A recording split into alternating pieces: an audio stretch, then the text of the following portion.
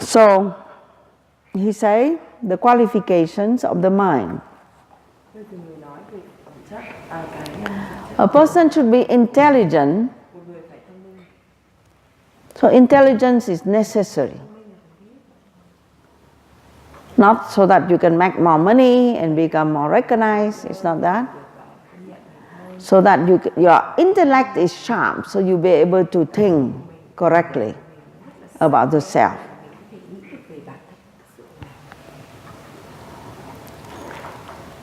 A man should be intelligent and learn. Learn means study of scripture. With great powers of comprehension. Because, if you are not really understanding anything, you're all the time very emotional and not be able to use your intellect, then you will not be able to do discrimination. And as I said, if you cannot do discrimination, you all the time will be led by your own wrong thinking. You will not be able to have the direct perception of the truth about yourself. So it's very, very important to exercise your intellect in order for you to think correctly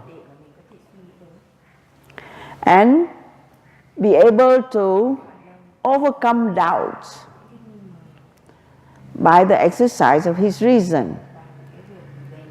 So when we don't have right understanding, we understand something wrongly, then we have doubt. So that's a problem. And when we have doubt, we lose a lot of energy. We go around, because we want to always justify our doubt. For example, you have doubt about yourself. You say, oh, I'm not capable. I'm not very intelligent. Okay? So you have doubt. But you have to think about it properly. Why you say that you're not intelligent? Because maybe you were not successful in some kind of test. Because maybe according to your family members and your society, you are not successful. So they say that you are not intelligent. You make wrong choice to come to the ashram and sit here doing nothing. So then you feel like, oh, I'm not so successful, I'm not so intelligent. So you have to be able to question, is it true? Is it true that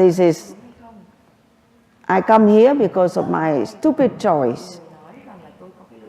Because I'm just lazy and I'm not thinking and I'm nobody. Is it true? Yeah. So that's called thinking. You have to have the right thinking so that you can overcome the doubt.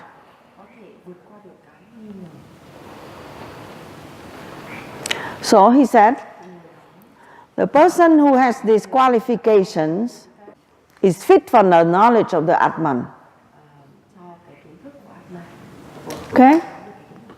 So what you need to do is to train yourself to think. Most of the time we are kind of lazy. We believe everything. And we are not thinking, because to think takes courage.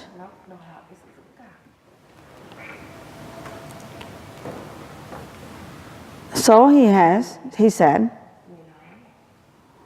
in order for you to properly think, your mind has to be turned away from all enjoyments. What that means, if your mind is all the time obsessed with some sensual enjoyment, you will not be able to think. And you have to possess called tranquility. If your mind is all the time upset with different emotions, love and hate and desire and regret and guilt and anger and fear and anxiety, so your mind all the time is like big waves on the lake of the mind, you're all the time disturbed, then you don't have that proper eye. You don't have the qualifications to perceive the self.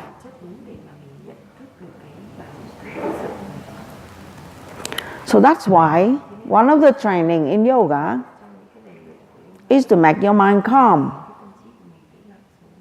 So asana pranayama is to help to make your mind calm. Concentration on mantra is to make your mind calm.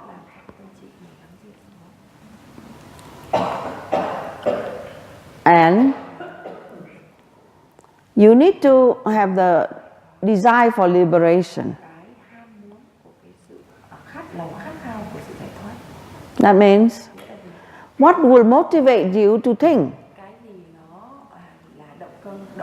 What will motivate you to question about what you do or what you perceive, to try to find a better way of understanding or the truth about it? What will make you properly prioritize your activity? The thing is the desire to know. So you need to have the desire to know in order for you to do this.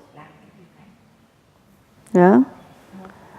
So you might say, but I don't know what I need to know. So how can I have the desire to know when I don't know what I need to know? You see? But you can say something like this. You need to acquire the desire to be free from suffering that comes from ignorance. So that makes more sense. You say, knowing the truth, then you don't feel that you want to know the truth. I don't know, it's so vague. But if you say, I want to know what makes me suffer, what are the causes of my ignorance, what are the causes of my suffering, I want to know that. Then it's also fine.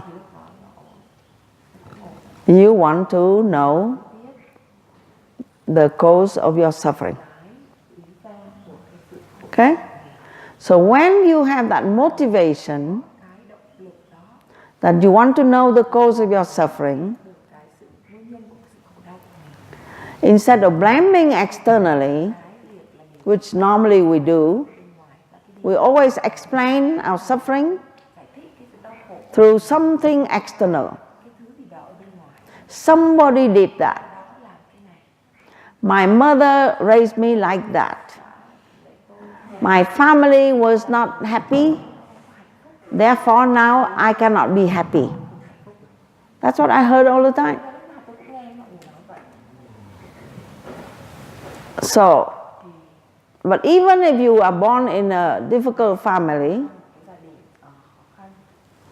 you just have to recognize that it is your own learning lesson. That's why you are there. So blaming something externally is not helping. But asking yourself about why I'm thinking that way will be able to bring the awareness of your wrong thinking. And that will lead you to the cause of your suffering, which comes from the lack of the knowledge of the Atman, the lack of the knowledge of your identity with the Atman. So the motivation for you to do self-inquiry or to do discrimination is the desire to be free from suffering. Okay?